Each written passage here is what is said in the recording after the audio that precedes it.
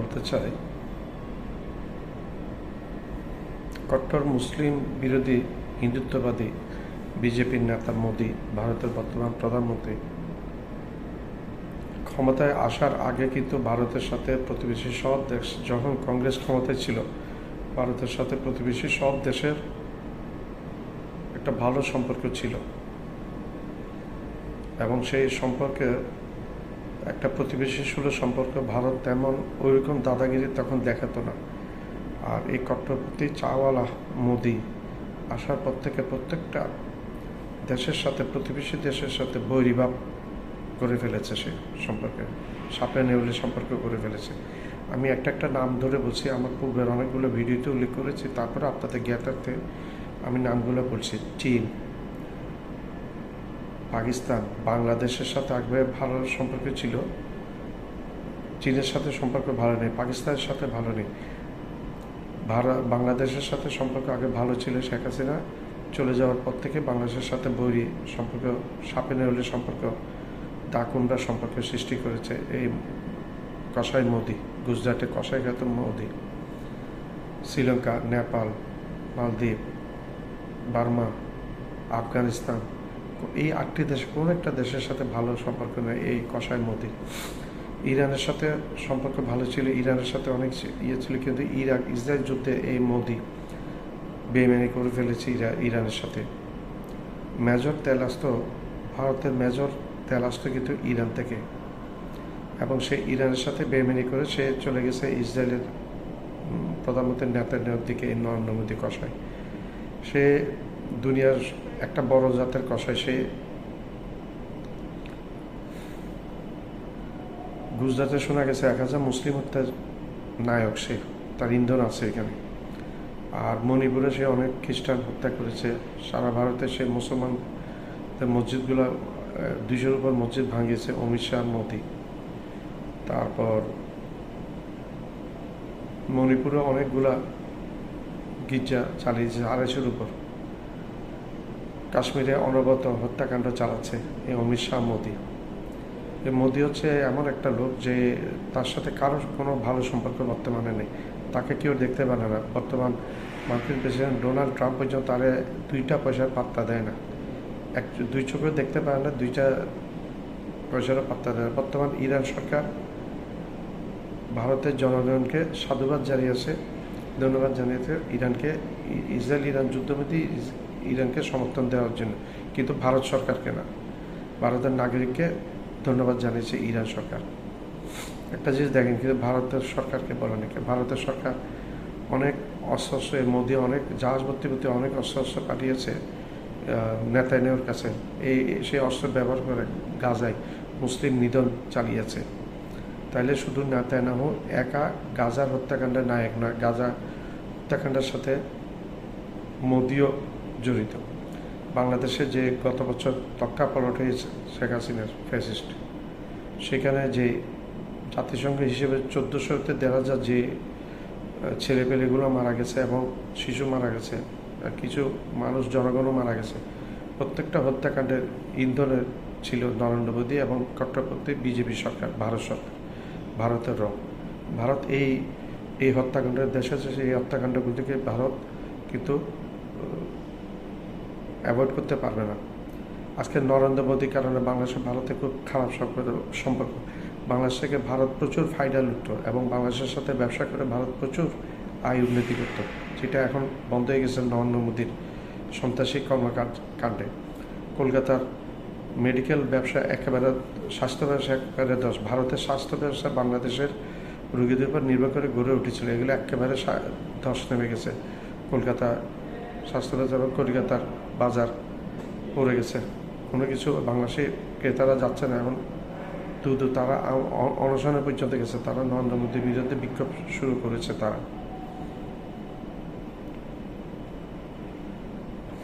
তারা বলছে, স্লোগান দিচ্ছে নরেন্দ্র মোদিকে পদত্যাগ করার জন্য। তো একটা দেশের, একটা ভালো, একটা অর্থনৈতিক শক্তিশালী একটা দেশকে একটা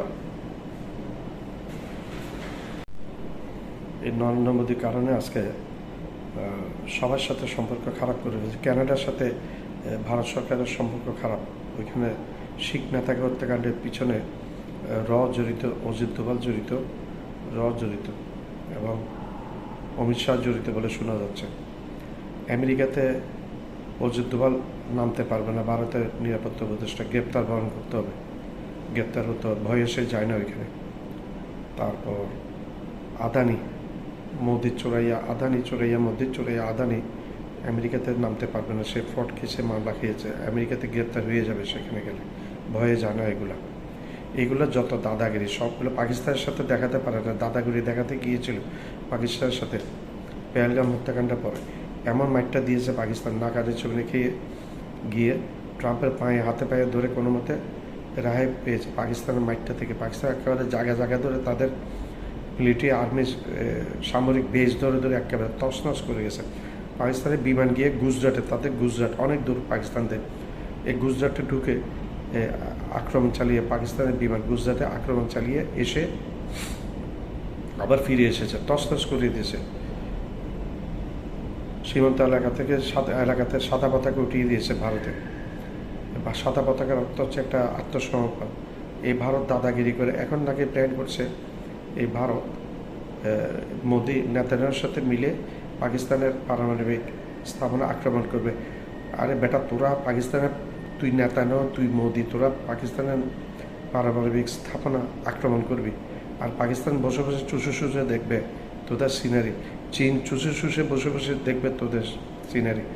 উত্তর কোরিয়া তোদের সিনারি এমনি বসে দেখবে। রাশিয়া তোদের সাথে এই সিনারি বসে দেখবে। এত চালাক ভাবস কেন নিজেদেরকে? এত চালাক ভাববার কোনো কারণ নেই। নিউক্লিয়াসটা পাকিস্তান। কোথাও শান্তির লেশটুকু নেই। যুদ্ধ মানেই যে ক্ষতি, সেটি বোধহয় এবার বেশ হাড়ে হাড়ে টের পাচ্ছে কট্টর ইসলাম বিদ্বেষী গুজরাটের কসাই খ্যাত নরেন্দ্র মোদী। গত মাসে ঘটে যাওয়া এক কাশ্মীর হামলার রেশে চিরশত্রু পাকিস্তানকে কোনো প্রমাণ ছাড়াই দায়ী করে কথিত প্রতিশোধের নামে দেশটির সাধারণ মুসলমানদের ওপর হামলা চালায় মোদীর সেনারা। সেই অপারেশন সিঁদুরের ক্ষয়ক্ষতির কিছুতেই যেন কাটিয়ে উঠতে পারছে না মোদীর সরকার। এর উপর প্রতিবেশী দেশগুলোর সাথে ভারতের বৈরী সম্পর্ক যেন দেশটিকে ধাবিত করছে দেউলিয়া হবার পথে। শুধু কি পাকিস্তানের সাথে যুদ্ধ? প্রতিবেশী কোনো দেশের সাথেই ভারতের সম্পর্ক বর্তমানে ভালো নেই। মাঝে মধ্যে সীমান্তে বিরাজ করে উত্তেজনা। আর মোদী সরকারের তো পায়ে পা লাগিয়ে ঝগড়া করার অভ্যাস বেশ পুরনো চাল ভাতে বাড়লেও মোদীর পুরনো সেই অভ্যেস এখন মরার ওপর খাড়ার ঘা অবস্থা করেছে ভারতের। পাকিস্তানে বীরের মতো লড়াই করতে গিয়ে মুখ থুবড়ে পড়ে ভারতীয় সেনারা। হামলার প্রথম দিনই হারিয়ে বসে কমপক্ষে 6টি অত্যাধুনিক যুদ্ধ বিমান। তার মধ্যে আবার রয়েছে ফ্রান্সের অপ্রতিরোধ্য রাফালও। আর পাকিস্তানের পাল্টা হামলার রেশে তো তছনছ পুরো ভারতীয় অর্থনীতিতে সমৃদ্ধশালী একটি দেশকে যুদ্ধের ডামাডোলে কিভাবে ধ্বংস করতে হয় তা যেন শেখা উচিত মোদীর কাছে। এই যুদ্ধে অংশ নিতে গিয়ে ভারত যা হারিয়েছে তা কখনো ফিরে পাবার নয়। এদিকে বিশ্বের সবচেয়ে জনপ্রিয় ফ্র্যাঞ্চাইজি ভিত্তিক ক্রিকেট টুর্নামেন্ট আইপিএলও বন্ধ রাখতে হয় এই সংঘাতের রেশে। আইপিএল আবার মাঠে ফিরলেও নেই তাতে আগের মতো উন্মাদনা। অনেক বিদেশি ক্রিকেটার আর ব্যাক করেননি এবারের আইপিএলে, যার ফলে নতুন করে আবারও ক্ষতির মুখে ভারত। এই টুর্নামেন্টটি থেকেই দৈনিক ভারত হারিয়েছে প্রায় 130 কোটি টাকারও বেশি। এমনিতেই যুদ্ধে জড়িয়ে ভারতের সর্বসাকুল্যে ক্ষয়ক্ষতি হয়েছে প্রায় 100 বিলিয়ন মার্কিন ডলার, বাংলাদেশি টাকায় যার পরিমাণ প্রায় 12.5 লক্ষ কোটি টাকা। শুধু যে এই পরিমাণ অর্থ হারিয়েছে ভারত তা নয়, হারিয়েছে অনেক বিদেশি বড় বিনিয়োগ। দেশে আসা বন্ধ হয়েছে রেমিটেন্স। অনেক বড় তারকারা ভারত ছেড়ে অবস্থান নিয়েছেন অন্য কোন দেশে। অপরদিকে আমেরিকান প্রেসিডেন্ট ডোনাল্ড ট্রাম্পের হস্তক্ষেপে পাক ভারত যুদ্ধের অবসান ঘটলেও উত্তেজনা এখনো বিরাজ করছে। এর মধ্যেই আবার অরুণাচল প্রদেশ দখলের পায়তারা করছে চীন। সেখানেও ব্যাপক নিরাপত্তা জোরদার করতে হচ্ছে ভারতকে। চীনের সাথে দ্বন্দ্বের কারণেও ভারতকে হারাতে হচ্ছে বিলিয়ন ডলার। অন্যদিকে ব্যর্থ হয়েছে ভারতের মহাকাশ সংস্থা ইসরোর 101তম মহাকাশ অভিযান। রোববার শ্রীহরিকোটার মহাকাশ কেন্দ্র থেকে উৎক্ষেপণের পর polar satellite launch vehicle PSLV রকেটে ত্রুটি দেখা দেয় ব্যর্থ হয় পৃথিবী পর্যবেক্ষণ স্যাটেলাইট EOS-09 কক্ষপথে স্থাপনের এই ভারতীয় অভিযান। আমার চ্যানেলটা লাইক করবেন, শেয়ার করবেন, সাবস্ক্রাইব করবেন, বেল আইকনটা প্রেস করবেন। আসসালামু আলাইকুম। আমার ভিডিওটা আপনারা লাইক করবেন, শেয়ার করবেন, সাবস্ক্রাইব করবেন।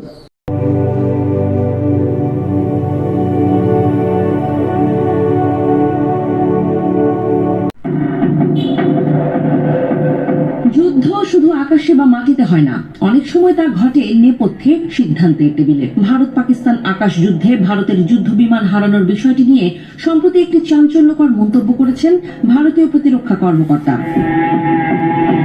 প্রথমবারের মতো ভারতের একজন প্রতিরক্ষা কর্মকর্তা স্বীকার করেছেন যে পাকিস্তানের সঙ্গে সাম্প্রতিক সীমান্ত সংঘাতে ভারতের যুদ্ধ বিমান ভূপাতিত হয়েছে। দ্য ওয়্যারের খবরে বলা হয়েছে, এই ক্ষতির জন্য ভারতের সামরিক ব্যর্থতা নয়, বরং দিল্লির রাজনৈতিক সীমাবদ্ধতা দায়ী। ইন্দোনেশিয়ার জাকার্তায় এক সেমিনারে বক্তব্য দিতে গিয়ে ভারতের নৌবাহিনীর ক্যাপ্টেন শিবকুমার নিশ্চিত করেন, গত 7 মে পাকিস্তান এয়ারফোর্স PAF এর সঙ্গে দ্বিতীয় বিশ্বযুদ্ধের পর সবচেয়ে বড় আকাশ যুদ্ধে ভারতীয় জেট ভূপাতিত হয়। হ্যাঁ, আমরা কিছু বিমান হারিয়েছি, দ্য ওয়্যারের বরাত দিয়ে কুমারের স্বীকারোক্তি প্রকাশ করা হয়েছে। জাকার্তায় ভারতীয় দূতাবাস থেকে দেয়া বিবৃতিতে বলা হয়েছে, আমাদের সশস্ত্র বাহিনী রাজনৈতিক নেতৃত্বের অধীনে কাজ করে, যা আমাদের প্রতিবেশী কিছু দেশের মতো নয়। তবে ভারত কতগুলো বিমান হারিয়েছে তা সঠিকভাবে জানাননি কুমার, শুধু বলেছেন যতটা প্রচার করা হচ্ছে ততটা নয়। তিনি বলেন যে ভারতের বেসামরিক রাজনৈতিক নেতৃত্ব পাকিস্তানের সামরিক স্থাপনা টার্গেট না করার নির্দেশনা দিয়েছিল, যা পাকিস্তানের জন্য একটি অপারেশনাল সুবিধা তৈরি করে। এই বিরল স্বীকারোক্তি ভারতের রাজনৈতিক আলোড়ন তৈরি করেছে। কুমার আরো বলেন, এই ক্ষতির পর আমরা আমাদের কৌশল পরিবর্তন করি এবং পাকিস্তানের সামরিক স্থাপনাগুলোকে লক্ষ্য করি। প্রথমে আমরা তাদের আকাশ প্রতিরক্ষা ব্যবস্থা দমিয়ে দেই, তারপর সহজেই ব্রাহ্মোস ক্ষেপণাস্ত্র দিয়ে আমাদের আক্রমণ কার্যকর করি। দ্য ওয়্যারের প্রতিবেদনে বলা হয়েছে যে কুমার জানিয়েছেন, মোদী সরকারের কড়া নির্দেশনার কারণে ভারতীয় যুদ্ধ বিমানগুলো পাকিস্তানের সামরিক স্থাপনা বা আকাশ প্রতিরক্ষা ব্যবস্থাকে লক্ষ্যবস্তু বানাতে পারেনি। এর আগে সিঙ্গাপুরে ব্লুমবার্গকে দেয়া এক বিবৃতিতে ভারতের chief of defence staff general Anil Chauhan বলেন, কতগুলো বিমান হারিয়েছি সেটা বড় বিষয় নয়, বরং কেন হারিয়েছি সেটাই আসল বিষয়। PAF এর আগে জানায়, 7 মে রাতে হওয়া সংঘর্ষে তারা 6টি ভারতীয় যুদ্ধ বিমান ভূপাতিত করেছে। ওই সংঘর্ষের আগে পাকিস্তানের শিয়ালকোট, বাহাওয়ালপুর এবং আজাদ কাশ্মীর সহ 6টি স্থানে ক্ষেপণাস্ত্র হামলা চালায় ভারত। যেসব বিমান ভূপাতিতের দাবি করে পাকিস্তান, তার মধ্যে 3টি ফ্রান্সের তৈরি রাফাল জেট ছিল, যা ভারতের আকাশ প্রতিরক্ষার বড় সংযোজন হিসেবে বিবেচিত হতো। এই সংঘাতের আগে ভারতীয় অধিকৃত জম্মু কাশ্মীরের পেহেলগাঁওয়ে এক হামলায় 26 জন পর্যটক নিহত হন। ভারত এর জন্য পাকিস্তানকে দায়ী করে, যদিও পাকিস্তান তা ভিত্তিহীন ও রাজনৈতিক উদ্দেশ্য প্রণোদিত বলে প্রত্যাখ্যান করে। ওই ঘটনা সাম্প্রতিক বছরগুলোতে ভারত পাকিস্তানের মধ্যে সবচেয়ে বড় সামরিক উত্তেজনা তৈরি করে। আমার চ্যানেলটা লাইক করবেন, শেয়ার করবেন, সাবস্ক্রাইব করবেন, বেল আইকনটা প্রেস করবেন।